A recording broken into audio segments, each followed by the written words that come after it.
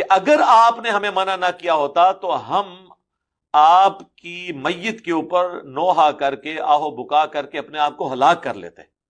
تو اس سے میں نے یہ بتایا کہ ماتم نوحہ اس حوالے سے نوحہ کے جس میں چیخو پکار ہو، ایک تو ہے کہ آپ نظم کے انداز میں کرتے ہیں، وہ بالکل ثابت ہے. اس حوالے سے نوحہ کے جس میں چیخو پکار ہو، ایک تو ہے کہ آپ نظم کے انداز میں کرتے ہیں، وہ بالکل ثابت ہے.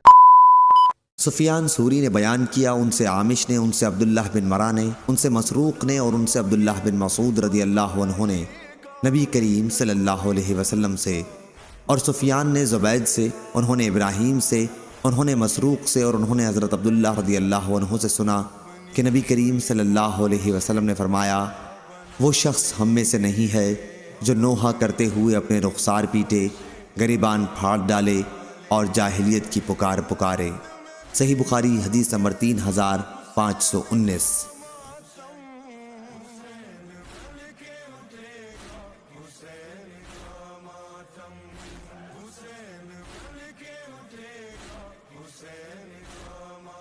تو بھائیو، جہاں تک 10 محرم الحرام کے موقع پر عاشورہ کے دن یا محرم کے اندر واقعہ کربلا کو یاد کر کے رونے کا سوال ہے، اب یہ میری گفتگو بہت کریٹیکل ہے، یہ پوری کنکلوڈنگ گفتگو ہے.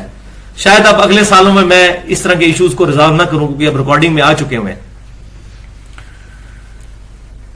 تو سیدنا حسین کے اس واقعے کو یاد کر کے اگر کوئی شخص روتا ہے یا کوئی پروگرام ارینج کرتا ہے اور اس میں وہ واقعہ یاد کروا کے لوگ روتے ہیں، اس میں کوئی قباحت نہیں بلکہ ثواب کا کام ہے، اور یہ میں اپنی طرف سے نہیں کہہ رہا، یہ خود نبی صلی اللہ علیہ وسلم کی سنت ہے. مسند امام احمد میں صحیح سند کے ساتھ جلد 1 صفحہ 85 پر انٹرنیشنل نمبر کے مطابق 648 نمبر حدیث ہے، صحیح سند کے ساتھ.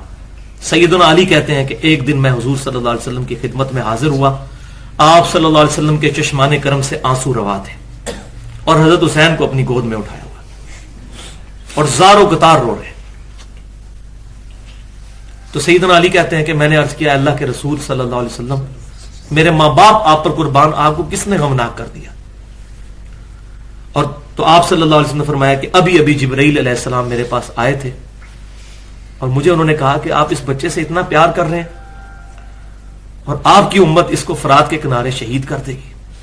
تو میں اپنے جذبات پر قابو نہ رکھ سکا اور میری آنکھوں سے آنسو جاری ہو گئے. تو واقعہ کربلا ابھی ہوا نہیں اور نبی صلی اللہ علیہ وسلم کی مبارک چشمان کرم سے آنسو جاری ہوئے. سفیان ثوری نے بیان کیا، ان سے عامش نے، ان سے عبداللہ بن مرہ نے، ان سے مسروق نے اور ان سے عبداللہ بن مسعود رضی اللہ عنہ نے کہ رسول اللہ صلی اللہ علیہ وسلم نے فرمایا، جو شخص کسی میت پر اپنے رخسار پیٹے، گریبان پھاڑے اور عہد جاہلیت کسی باتیں کرے، وہ ہم میں سے نہیں ہے. صحیح بخاری حدیث نمبر 1297. ابو نعیم نے بیان کیا، کہا کہ ہم سے سعید بن عبید نے، ان سے علی بن ربیعہ نے اور ان سے مغیرہ بن شعبہ رضی اللہ عنہ نے کہ میں نے نبی کریم صلی اللہ علیہ وسلم سے سنا، آپ فرماتے تھے کہ میرے متعلق کوئی جھوٹی بات کہنا عام لوگوں سے متعلق جھوٹ بولنے کی طرح نہیں ہے. جو شخص بھی جان بوجھ کر میرے اوپر جھوٹ بولے وہ اپنا ٹھکانہ جہنم میں بنا لے. اور میں نے نبی کریم صلی اللہ علیہ وسلم سے یہ بھی سنا کہ کسی میت پر اگر نوحہ و ماتم کیا جائے تو اس نوحے کی وجہ سے بھی اس پر عذاب ہوتا ہے. صحیح بخاری حدیث نمبر 1291.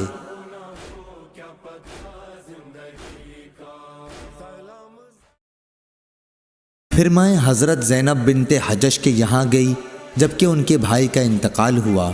انہوں نے خوشبو منگوائی اور اسے لگایا، پھر فرمایا کہ مجھے خوشبو کی کوئی ضرورت نہیں تھی، لیکن میں نے نبی کریم صلی اللہ علیہ وسلم کو منبر پر یہ کہتے ہوئے سنا ہے کہ کسی بھی عورت کو جو اللہ اور یوم آخرت پر ایمان رکھتی ہو، جائز نہیں ہے کہ کسی میت پر 3 دن سے زیادہ سوگ کرے، لیکن شوہر کا سوگ عدت 4 مہینے 10 دن تک کرے. صحیح بخاری حدیث نمبر 1282.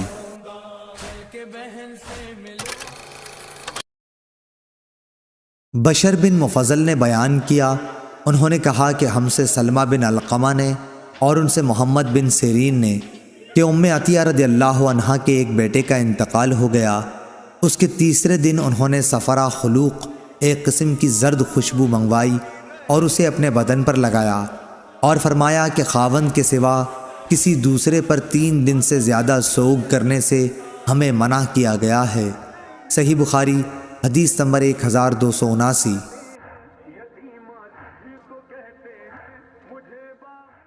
حضرت ابو مالک اشعری رضی اللہ تعالیٰ عنہ نے بیان کیا کہ رسول اللہ صلی اللہ علیہ وسلم نے فرمایا، میری امت میں جاہلیت کے کاموں میں سے 4 باتیں موجود ہیں، وہ ان کو ترک نہیں کریں گے۔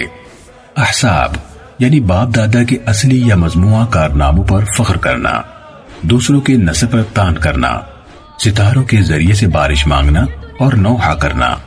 اور فرمایا، نوحہ کرنے والی جب اپنی موت سے پہلے توبہ نہ کرے تو قیامت کے دن اس کو اس حالت میں اٹھایا جائے گا کہ اس کے بدن پر تارکول کا لباس اور خارش کی قمیض ہوگی۔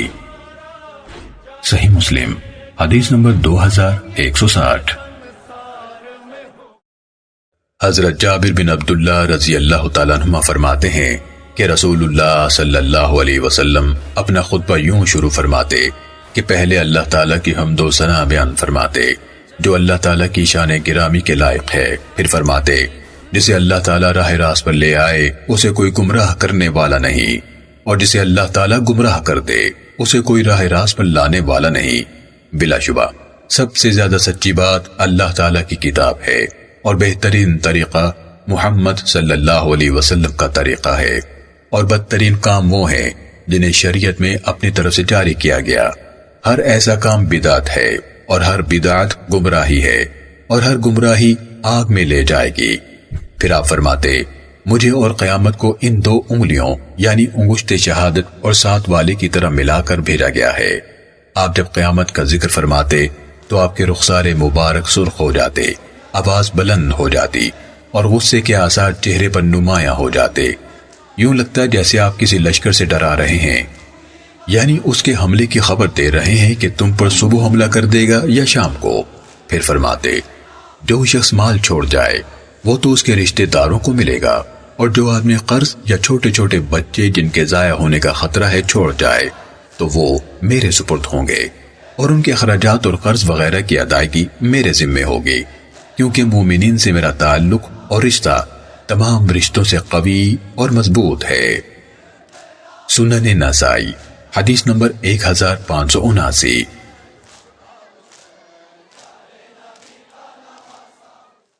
عدی بن حاتم رضی اللہ عنہ کہتے ہیں کہ میں نبی اکرم صلی اللہ علیہ وسلم کے پاس آیا، میری گردن میں سونے کی سلیب لٹک رہی تھی۔ آپ نے فرمایا عدی اس بت کو نکال کر پھینک دو۔ میں نے آپ کو سورہ توبہ کی آیت اتخذوا احبارهم ورهبانهم اربابا من دون اللہ، انہوں نے اللہ کو چھوڑ کر اپنے عالموں اور راہبوں کو معبود بنا لیا ہے، پڑھتے ہوئے سنا۔ آپ نے فرمایا وہ لوگ ان کی عبادت نہ کرتے تھے، لیکن جب وہ لوگ کسی چیز کو حلال کہہ دیتے تھے تو وہ لوگ اسے حلال جان لیتے تھے، اور جب وہ لوگ ان کے لیے کسی چیز کو حرام ٹھہرا دیتے تو وہ لوگ اسے حرام جان لیتے تھے۔ جامع ترمذی حدیث نمبر 3095۔ یہ حدیث حسن ہے۔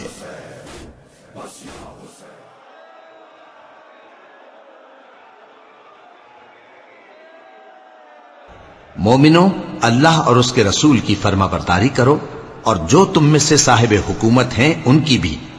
پھر اگر کسی بات میں تم میں اختلاف واقع ہو تو اگر اللہ اور روز آخر پر ایمان رکھتے ہو تو اس میں اللہ اور اس کے رسول کے حکم کی طرف رجوع کرو۔ یہ بہت اچھی بات ہے اور اس کا انجام بھی اچھا ہے۔ جو گیا ہے گھر سے آ نہیں سکا،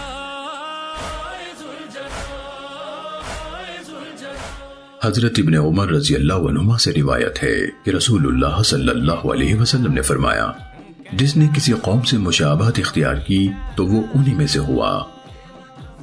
سنن ابو داود حدیث نمبر 4031۔ حضرت ابن عمر رضی اللہ عنہما سے روایت ہے کہ رسول اللہ صلی اللہ علیہ وسلم نے فرمایا، جس نے کسی قوم سے مشابہت اختیار کی تو وہ انہی میں سے ہوا۔ سنن ابو داود حدیث نمبر 4031۔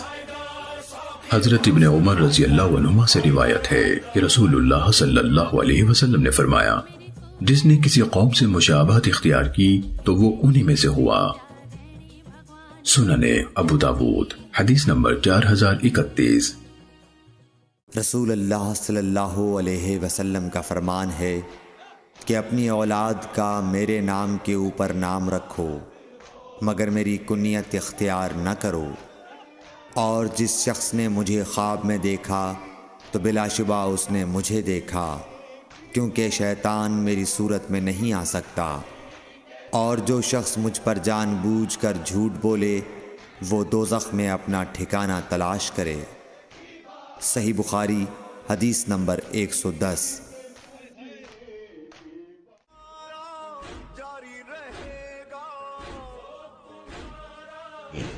اور یہود کہتے ہیں کہ عزیر اللہ کے بیٹے ہیں، اور عیسائی کہتے ہیں کہ مسیح اللہ کے بیٹے ہیں۔ یہ ان کے منہ کی باتیں ہیں۔ پہلے کافر بھی اسی طرح کی باتیں کہا کرتے تھے، یہ بھی انہی کی ریس کرنے لگے ہیں۔ اللہ ان کو ہلاک کرے، یہ کہاں بہہ کے پھرتے ہیں۔ انہوں نے اپنے علماء اور مشائخ اور مسیح ابن مریم کو اللہ کے سوا معبود بنا لیا، حالانکہ ان کو یہ حکم دیا گیا تھا کہ معبود واحد کے سوا کسی کی عبادت نہ کریں، اس کے سوا کوئی معبود نہیں، اور وہ ان لوگوں کے شریک مقرر کرنے سے پاک ہے۔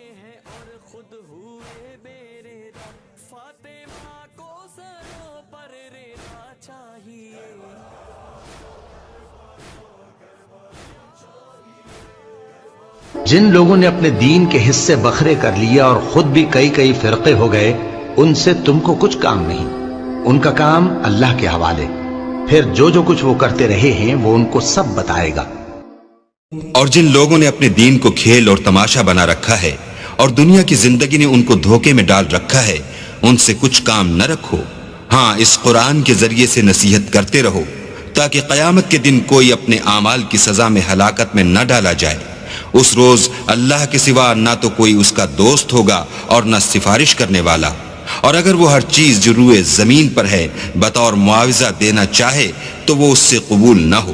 یہی لوگ ہیں کہ اپنے اعمال کے وبال میں ہلاکت میں ڈالے گئے، ان کے لیے پینے کو کھولتا ہوا پانی اور دکھ دینے والا عذاب ہے، اس لیے کہ کفر کرتے تھے۔